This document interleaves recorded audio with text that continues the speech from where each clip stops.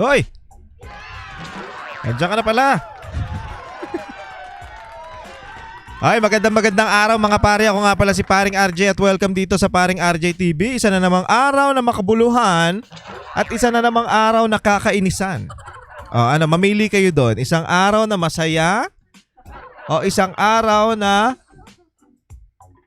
nakaka-bad trip. Nag-isip pa ako ng magandang word eh. Kamusta kayo mga pare at kamusta kamusta ang mga puso ninyo? Kamusta ang mga buhay-buhay? Okay pa ba tayo? At mag-iingat kayo mga pare. Alam nyo, nag-uulan ngayon ha. Nag-uulan na naman at parang may, hindi ko sure kung parang meron na naman daw bagyo. Naku po. Ay nako, basa na naman daw. Talaga naman, oo. Basa na naman tayo. At bukod dyan ay dahil malapit na tayong bahain ulit, may una ng binaha. Binaha ng batiko si Vice Ganda. At alam nyo ba na parang bad trip talaga ang mga senador, hindi lang kay Vice Ganda. Alam nyo kung bakit? Hindi naman lahat ng senador o hindi naman specific na bad trip talaga kay Vice Ganda. Kumbaga bad trip itong mga senador na to dun sa mga masasabi natin na online gambling. Bakit? Kasi maraming naaapektuhan dyan. Unang-una, yung mga kabataan na wala pa sa tamang edad, natututo ng magsugal. Di ba? Biruin mo, ang example nga ni Senator, kung hindi ako nagkakamali, basta mamaya malalaman natin sinabi niya na yung ibang kabataan nga natin, hindi pa nga nakakaboto. Pero, nakakapagsugal na.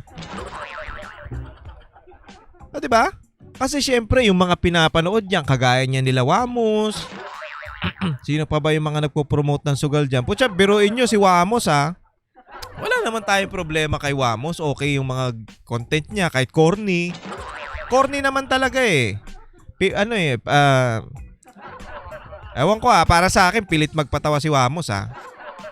Pero yung alam mo yon, yung naalala ko yung meron siyang post na nag-viral to kasi nga nasa ospital siya. Tapos pray for me, parang ganun. Panalangin nyo ko. Pag tingin mo sa comment section, nandun yung sugal. Anak ng putya.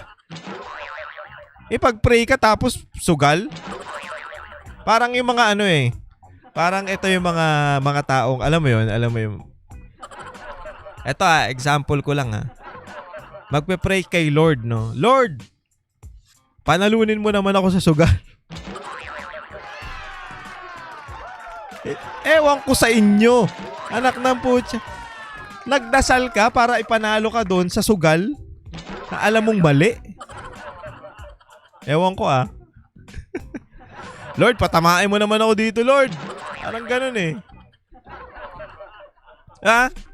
May mga ganyan may mga ganyan. Alam nyo kasi, eto nga lagi kong sinasabi, yung pakiramdam ng pag natalo ka sa sugal at nanalo ka sa sugal, same lang yan Same lang ng nararamdaman.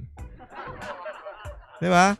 Ganyan din yun. Kung manalo ka, buti sana kung halimbawa natalo ka, madi-discourage ka. Hindi mas pipilitin mo pang maglaro Kasi same din pag nanalo ka Sabihin mo, baka talo ako ngayon. Ganun, lulukohin mo pa yung sarili mo.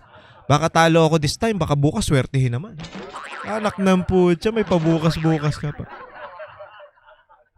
Wala tayong nakitang nanalo o yung nagtagumpay na mahirap o mababang Pilipino, mga kagaya nating Pilipino na, alam mo yun, isang kaig, isang tuka na nanalo sa sugal na yung yung alam mo yung taya sa loto? Putya, ewan ko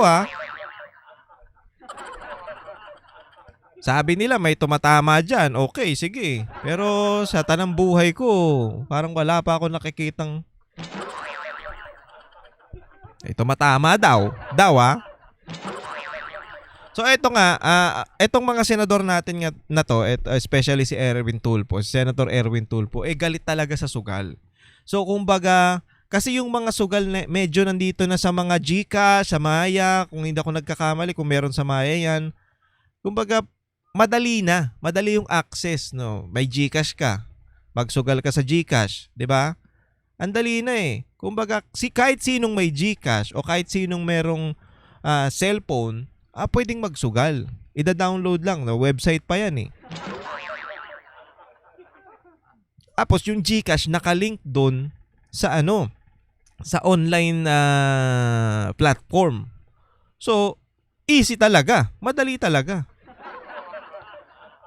At yun ang nagiging problema kasi hindi natin na-monitor o hindi na-monitor kung bata pa ba o matanda. Alam nyo, kahit bata o matanda ang maglalaro ng sugal, malas talaga yan.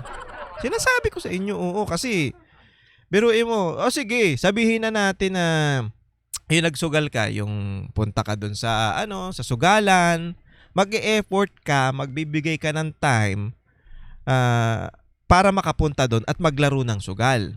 Dito kasi sa mga online gambling na to, kahit nakahiga ka, makakapag-chill ka, makakapagsugal ka. 'Di ba? At alam mo yan, pag binigyan ka ng una niyan, alam mo yung tinatawag nilang beginner's luck. May tinatawag silang beginner's luck eh. Ayun yung papakarahin ka muna. Ito sa salitang pakara ka muna na, alam mo yung mananalo ka muna. So, nanalo ka, no? Nakakuha ka. Okay, next time, may iinganyo ka na lalo na maglaro. Kasi nanalo ako eh. Doon na ngayon babawiin yung mga mo. Diba? Tapos ang paliwanag nung iba, okay lang yan. Minsan natatalo, minsan nananalo. Naku, mas maraming talo kaysa sa nanalong sugal. Pag nagsugal ka. Oo. Anyway, na natin to mga kababayan panoorin natin tong sinasabi ng mga senador na to. Wala talagang patutunguhan pag sugal ka. Isa sa pinaka alam mo yon yung impluwensya sa mga tao para magsugal, itong mga vloggers na to at yung iba artista katulad nito ni Vice Ganda. Nabiruin mo, may speech pa siya na alam mo yung mga tao, alam mo yung toxic sila sa maghapon nilang trabaho. Alam mo yon yung makakapag-relax sila. Tapos yung mapapanalunan nila dun sa sugal, makakatulong sa kanila at pati yung mga pamilya nila matutulungan nila. Maghubad ka ng bangko ay iba na pala yun. Banayad whiskey na yun Maghubad ka ng bangko, inumin mo ang medyas. Pasensya na kayo, ganun ako ng ganun sa ilong ko mga pare. May allergy tayo ngayon. Pasensya na Anyway, panoorin na natin to para matapos na. Ito. Asher, ano ang pahayag ng mga senador kaugnay ng online gambling? Legal man o illegal, lisensyado o hindi, ang online gambling ay sumisira ng mga buhay. Yan, Ito ang binigyan diin sa pangunang talumpati ni Senator Erwin Tulfo sa... Kasi alam nyo mga pare, dati kasi, eto sa palagay ko lang naman, noong kasi yung mga mayayaman talaga, sa casino, pumupunta yan. Hindi ka pupunta ng casino na 100 lang ang pera mo. Di ba? Hindi ka pupunta ng casino, walang pumupunta ng casino na ang pera 1,000. Limpak-limpak ang mga pera niyan at mayayaman ang mga nagpupunta dyan. So, ang nagiging problema ngayon, pati yung mga mahihirap, nakakapagsugal na ng kagaya sa casino na papiso-piso, pabarya-barya, na mag-load ka lang ng 100, tapos taya mo papiso-piso, tapos tumama ka. So, nanalo ka, na-withdraw mo, siyempre, natuwa kumita ka nanalo ka maglalaro ka ulit kinabukasan. Ngayon, next time naman, ang gagawin mo, mas lalakihan mo yung taya. So, pag nilakihan mo na yung taya, doon ka na mag-uumpisang mapurdoy. At ang magiging problema mo dyan, pag wala ka ng pantaya, para ka ng aligaga. Para ka ring mga para ding droga yan. Puta, pag wala ng pansundot, kung ano-ano na ibebenta. Oo.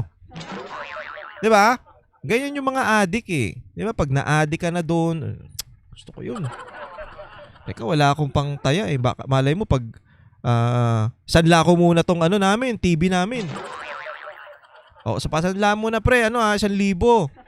Tubusin ko na lang pag nanalo ulit ako. Eh, natalo ka. Anak ng putya, wala na.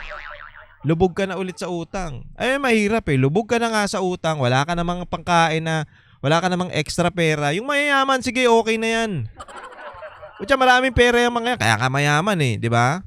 Pero kung ikaw, yung isang kaig, isang tuka lang, tas magsusugal ka pa, ay putya, malas talaga yan. Pagbubukas. Siya ang chairperson ng Senate Committee on Ayan. Games and Amusement sa pagdinig ng Senado kaugnay ng online gambling. Yan no? Ayon kay Senador Erwin Tulfo, sa likod ng mga advertisement o patalastas at ng regulasyon ay isang bilyong-bilyong pisong industriya ay na umuunlad dahil sa adiksyon sa pagsusugal. Nagdudulot anya ang adiksyon na ito sa pag-abandona ng mga magulang sa kanilang mga responsibilidad, pagkabaon sa utang at pagpapabaya sa mga anak na Totoo naman yan.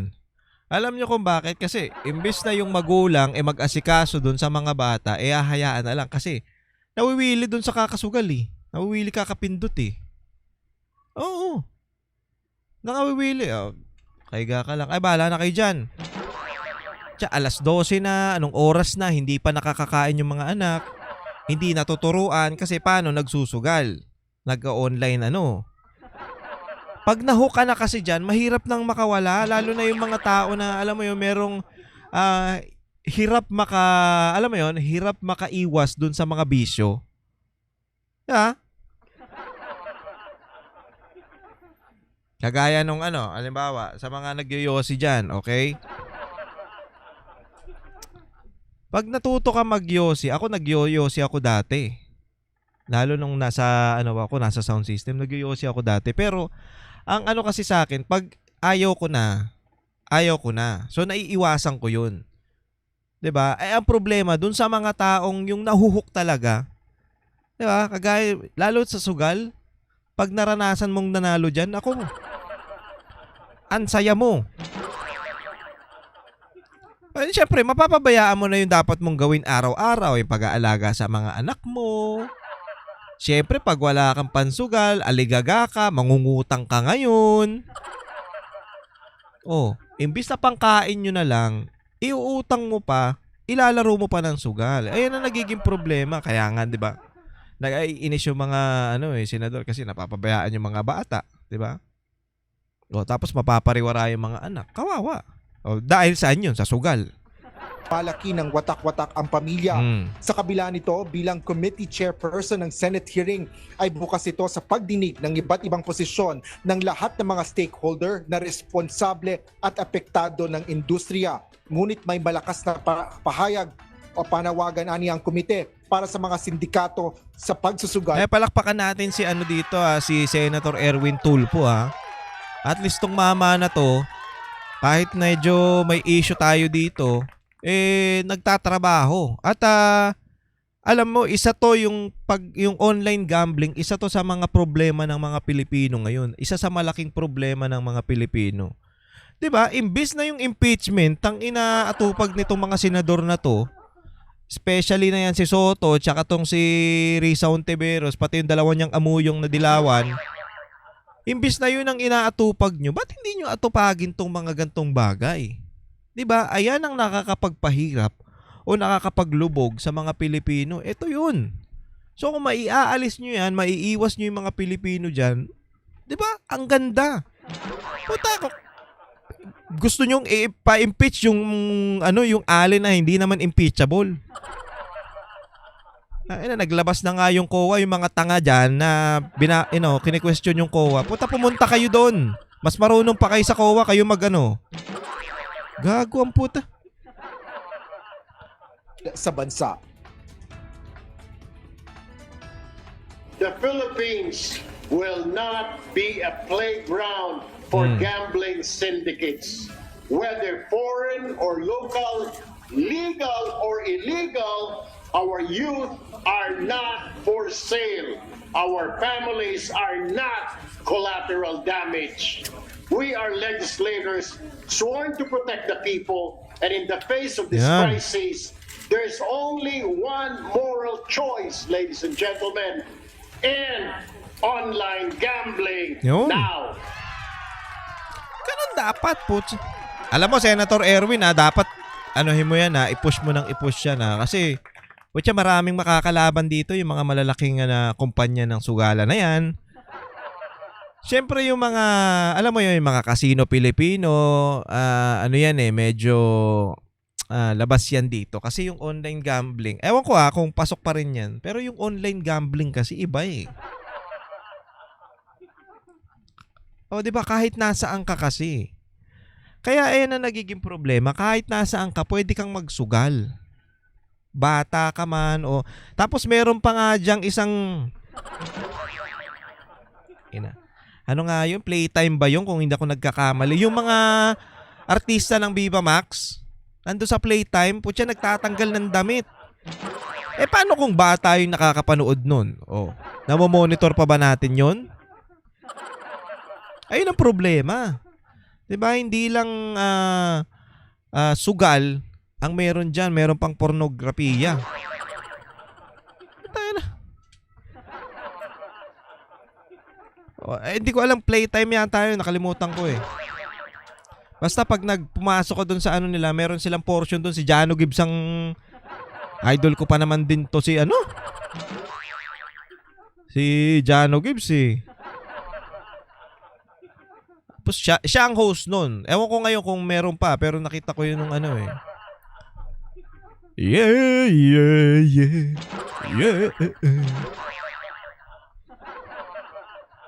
Idol ko pa naman to si Jano Gibbs. Tapos anyway, tuloy natin.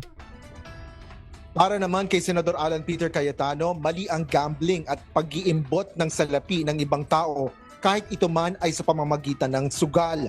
Aniya hindi nagiging tama ang pagsusugal kung ito ay ginagawa ng mayaman. Meron pa tayong nakita dyan kung napanood nyo ba yung mga pare, yung nagdadrive ng jeep. Tapos nandun yung cellphone niya sa may jeep. Ewan ko ba't di hinuhuli yun ng mga ng LTO kung sino man dapat humuli doon. Kasi bawal ang alam nyo ba, bawal ang cellphone sa yung sa, di ba, dashboard. Dashboard. Tapos yung windshield. Bawal yung cellphone na nakaangat doon. Na kailangan yung windshield mo clear. Bawal yung nakikita yung nakakaharang sa kalsada yung cellphone. Yung jeep, nandun yung cellphone doon sa may harap ng windshield niya. Tapos nag-i-scatter. Alam mo yung scatter? Yun, nag-i-scatter siya doon habang nagdadrive siya. Pucha, kakapag-focus ka pa ba noon? Mahirap yun. Baka mamaya may biglang ayun nga yung mga aksidente, yung biglang tawid, biglang sulpot, di ba? Di ka pa noon, imbis na nakikita mo yung kalsada, focus ka doon sa kalsada, pucha, naka-cellphone ka pa. Naglalaro ka ng sugal. Nakita nyo ba yun mga pare? Sa Facebook yun eh. Hindi ko alam kung nakita nyo, pero may isang pasahero doon na nag-video nun. Sabi nga, ba yun si kuya?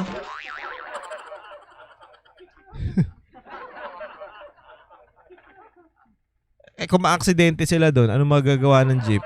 Kamot ulo na naman. Mahirap kahit na ang kita nito ay napupunta sa proyektong panlipunan. Ang dami pera ng gobyerno. Diba? Tapos ididikit na naman nila to kay Duterte. Malamang ididikit na naman yan kasi sa Pogo sasabihin nila Pogo na naman. Yung Pogo, yung nagpumpuisa naman yun, yung mga Duterte, Pogo Gago. Iba yung Pogo kasi Chinese ang mga nandun dito sa online gambling na to. Pilipinas to. The appeal is for us to come up with the right Pangit naman ang audio nyo dyan sa conclusion here because we're spending almost ₱1 trillion on education. Yet what we're teaching our people is that gambling, gaming, and addiction is okay kasi malaki naman ang kita. Pwede.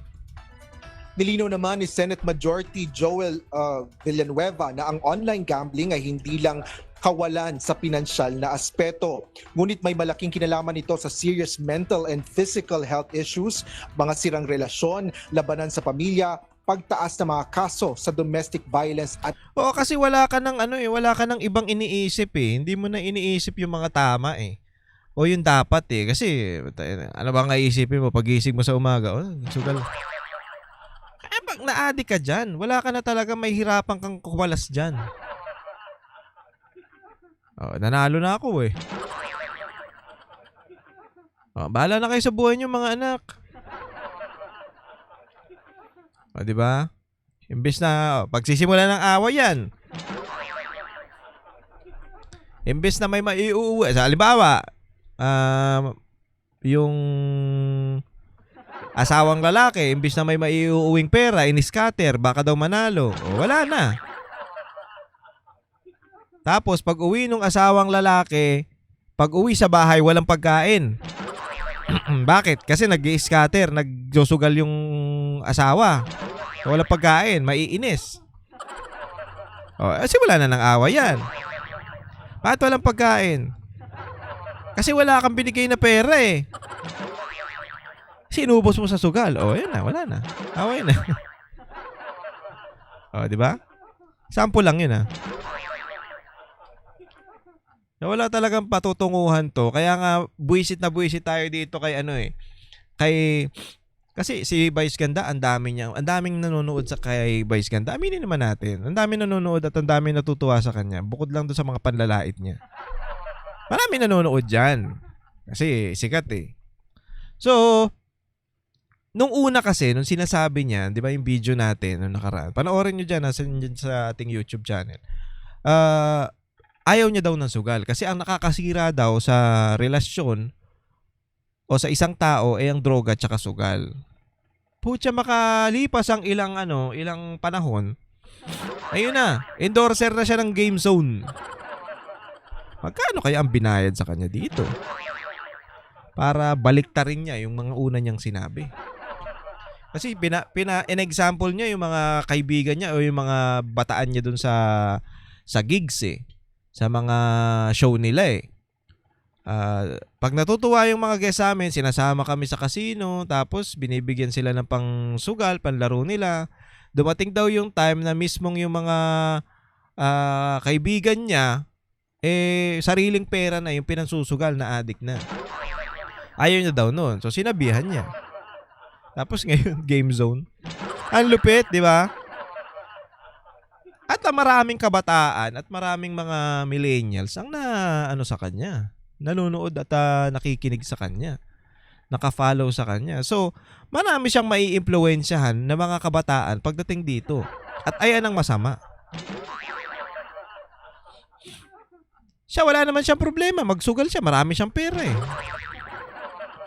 Pero yung mga Pilipino o yung mga kababayan natin na mahihirap, na umaasa, na binibigyan ng pag-asa, na binibigyan ng false hope na manalo, tapos magkaroon ng bagong buhay. Putya, sila yung mga kawawa.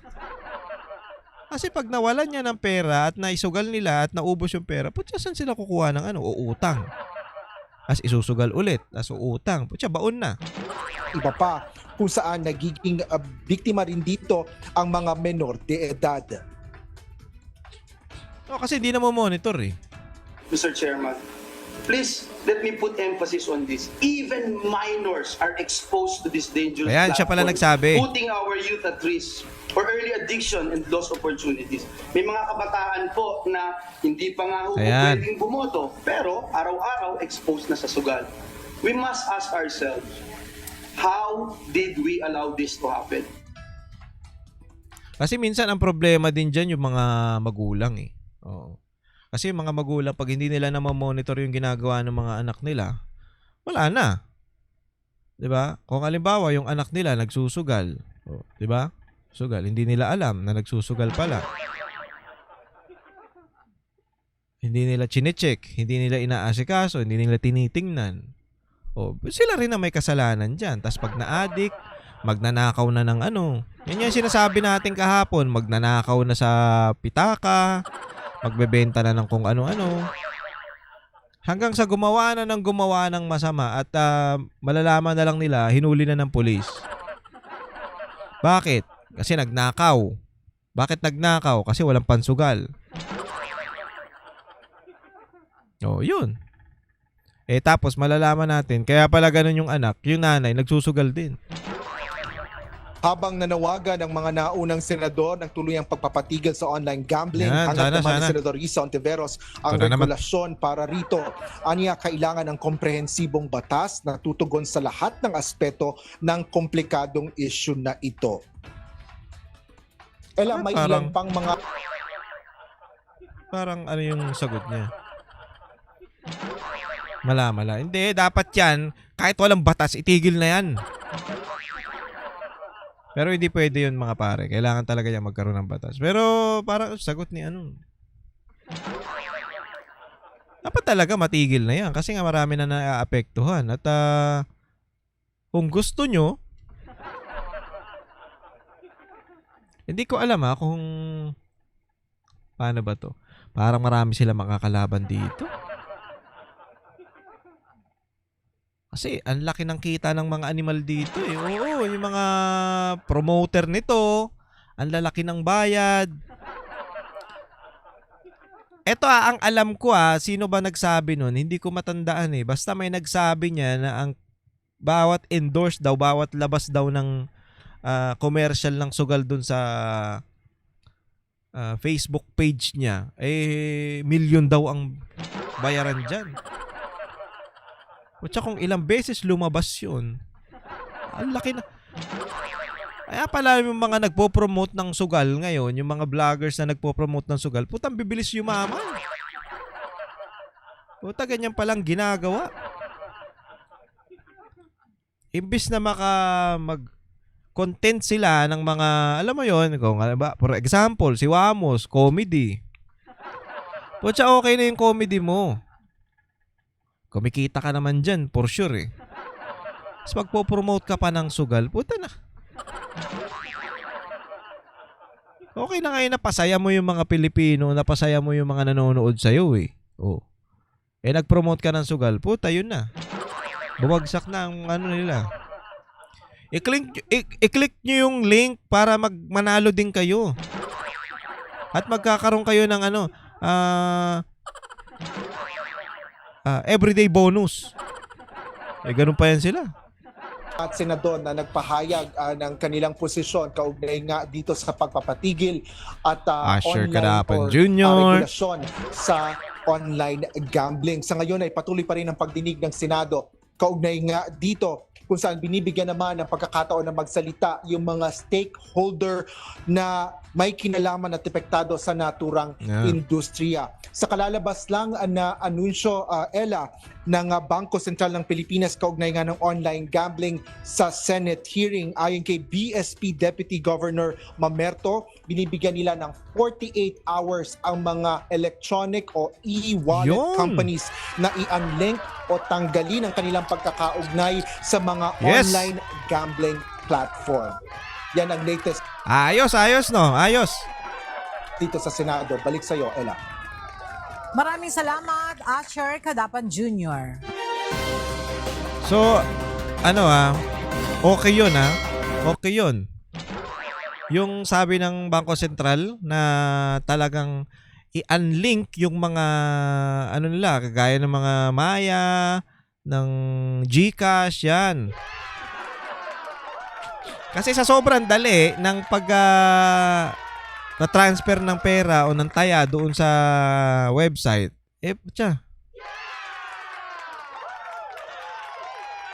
ang dali talaga. Ang daling magsugal.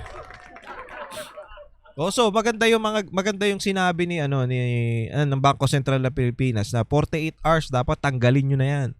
Tapos parusahan niyo pag hindi nila ginawa, ano ba 'yun? Diba? Parusahan nyo para madala. Puta yun ang yan.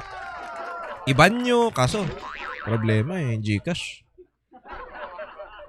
O kaya, patawan nyo ng bigyan nyo ng notice. O, pag hindi nyo tinanggal, bibigyan namin kayo ng 2 araw para, i-down namin yung nyo.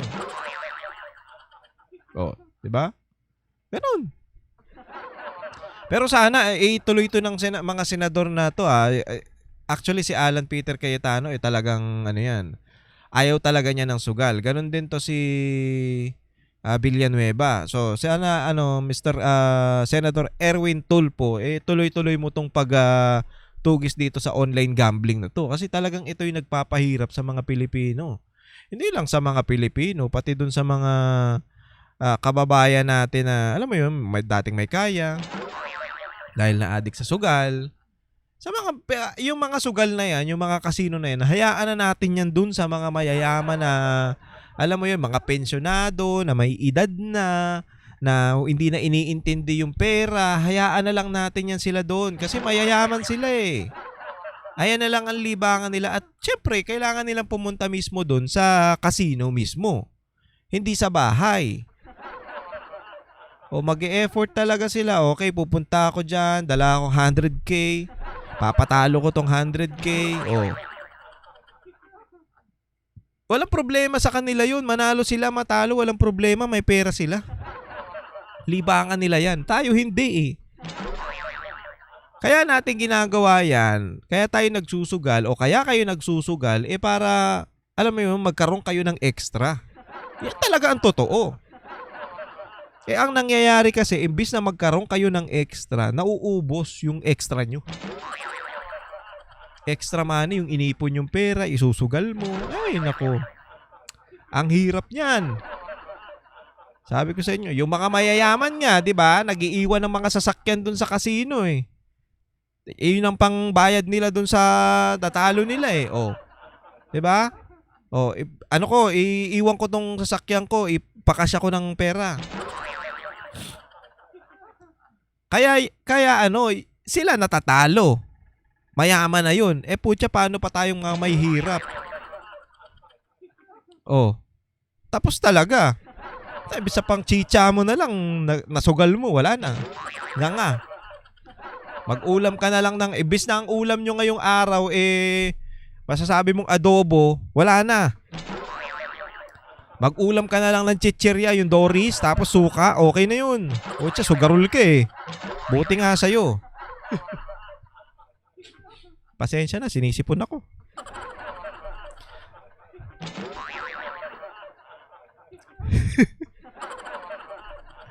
Inuulam kasi namin yan dati, Doris. Alam mo, sarap ng ulam.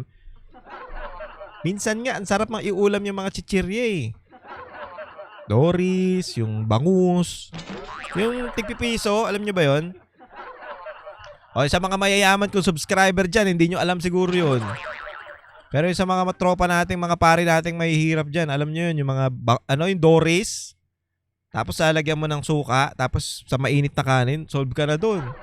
Kaya ang prinsipyo ng nanay ko, alam nyo dati, kaya apektado ako dyan sa bigas na buwisit na 20 pesos na yan eh. Kasi ang prinsipyo ng nanay ko dati at na-adapt ko ngayon, di bali nang wala tayong ulam basta yung kanin natin masarap. Yun. Oo. Kasi di bali nang isipin mo, meron kang ulam pero yung bigas mo mabaho o yung may amoy. Hindi mo makain dahil sa amoy. Oh. 'Di ba? Unlike dun sa masarap yung kanin mo, tapos bumili ka na lang ng kung ano-ano diyan na toyo. Mag-ulam ka na lang ng toyo tapos lagyan mo ng mantika, pwede na 'yun. O bagoong. Bili ka 5 pisong bagoong.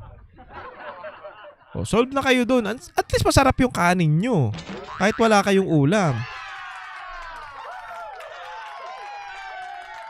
Di ba? Kaya bawat sentimo kasi mga pare, pag naranasan mo yung hirap, bawat sentimo, mahalaga sa'yo yan. Mahalaga sa, mo yan, kinabukasan mo, mahalaga yan. Putya, ewan ko sa iba nating mga kababayan, puta, ng hirap na nga, sugal pa ng sugal. Tapos, isisisihin nyo yung gobyerno. Alam nyo, bago kayo mansisi ng gobyerno, actually, talaga namang sablay ang gobyerno natin eh. Oo, talaga sablay yan. Si Marcos, sablay talaga yan. Wala tayong mapapala dyan. Kaya nga dapat, ang gawin nyo mga kababayan, ang gawin nyo mga pare, umpisahan nyo sa sarili nyo. Ayusin nyo yung kabuhayan nyo. Mangarap kayo na umangat, hindi yung Okay na to. Alay mo, manalo tayo sa sugal. Putangin na. Inasa mo sa demonyo yung swerte mo.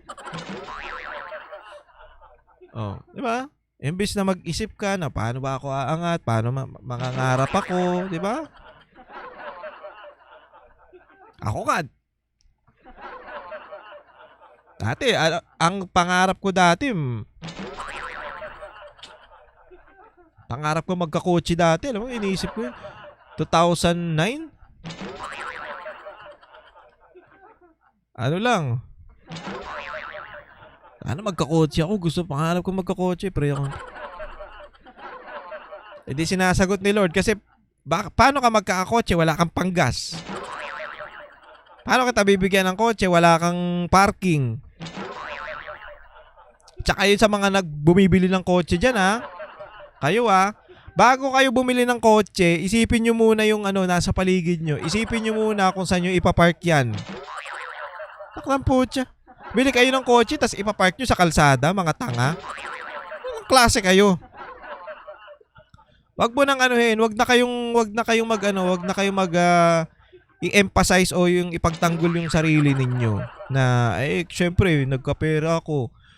Pangarap ko rin na pangarap mo magkakotse, pero pangarapin mo rin yung parking. Anak na po siya, pahirap kayo sa mga nadaan Diba? Isipin nyo naman, isipin nyo yung mga, yung community. Na lang, isipin nyo, makaka-istorbo ako. Dapat, meron akong parking muna bago ako bumili ng kotse. Puta, may pambili ka ng kotse, wala kang pang-parking. Meron namang mga parking lot dyan na nababayaran every month na, for example, 500 every month. May mga gano'n naman dyan Pero, taka na, gusto mo lang itapat sa bahay nyo kahit maka-istorbo kayo Natarantado itong mga to Sa mga mayor dyan, sana naman. Ayan ang atapagin natin sana. Pag nagawa nyo talaga yan, ang ganda. Diba? Puta, imbis na dadaanan mo na lang. Alam mo yung parking, yung daanan mismo ng tao, yung tawag doon, sidewalk. Ipapatong lang nila doon, okay na. Puta, parking na nila yon. Lalagyan pa nila ng mga pasuyan, mga hayop. Tangina, sa inyo kalsada? Tapos pag nasagi mo, magagalit. Putang inang itong mga to. Ay, napapaisip na nga ako na masama dyan. Bili ako ng baril, tapos may silencer. Lahat ng madadaanan ko nakapark sa kalsada, babarilin ko yung 2 gulong.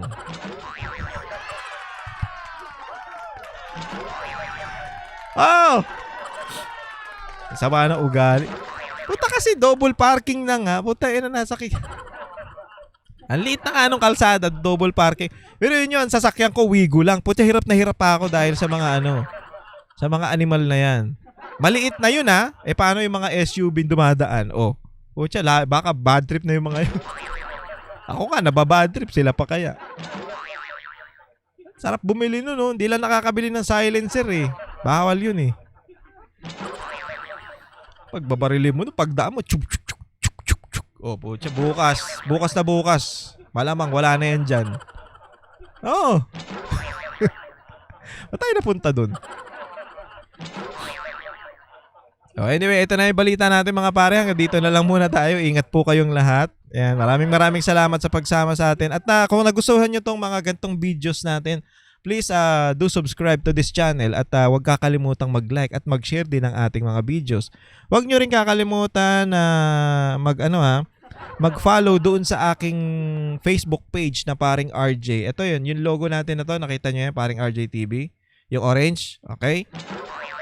Yan, makikita nyo yan doon sa aking Facebook page. At syempre doon sa ating TikTok account, Paring RJ TV Banateros, makikita nyo yan. Lahat ng videos natin na shorts, ma-upload dyan. Kaya, wag na kayo mag-atubili, mag-follow na kayo, ha? Lagi ko sinasabi, mas marami, mas masaya. At maraming salamat dun sa aking mga subscribers na lagi nanonood. Thank you very much. Oy, by the way, yung natin, yung charity work natin, pahinga muna. Medyo busy tayo ngayon, sobrang busy natin. Kasi nagigigs ulit tayo Sayang gigs. Pag nagkaroon tayong oras, ibibideo natin yung charity work natin. Huwag mong mag-alala, dire-diretso yan. Okay? Okay? Siyempre, pag may blessings, kailangan i-share natin. Huwag natin kimkimin. Huwag natin isugal, okay? Kaya nawawala yung blessings sa inyo, sinusugal ninyo eh. Konting blessings. Uy, may sobra ang pera. Sugal ko na to. Nakadang po siya. Malas. Malas ang mangyayari sa inyo. Imbis na itabi mo para future references. Para sa future natin o sa mga future needs natin. Malay mo, emergency. Oh, di ba? Paano kung nag-emergency tapos nasugal mo na yung pera mo? Wala na. Kutya, utang ka na naman. No? Anyway mga pare, maraming salamat po sa pagsama sa akin. Ingat po kayong lahat and God bless you all. Para sa inyo po ito, ako po si Paring RJ. Kami ang boses ng masa, hindi natatakot. Katotohanan lang, di kami nalulunod. Walang bahid ng sismis, lahat ay totoo. Kahit sino ka pa, pag mali ka babanatan ka. Walang pinipili kulay, wala kaming kinikilingan. Basta para sa bayan, kami lalaban. Pag tama palakpakan, pag mali banatan. Di matitinag, di matatakot, para sa bayan tuloy ang sigaw. Sa harap ng kamera, walang halong takot. Mga baluktot, lahat kayo'y tutumba. Ang hustisya at totoo, yun lang ang mahalaga. Kahit sinong harang, di kami matitinag. Walang pinipiling kulay, wala kaming kinikilingan. Basta para sa bayan, kami lalaban. Pag tama palakpakan, pag mali banatan. Di matitinag, di matatakot, para sa bayan tuloy ang sigaw. Kung nasa tama ka, ikaw ay aming kasama. Pero pag mali ka, handa ka na bang mabasag? Banateros kami, walang inuunan. Dahil bayan muna, bago ang sarili.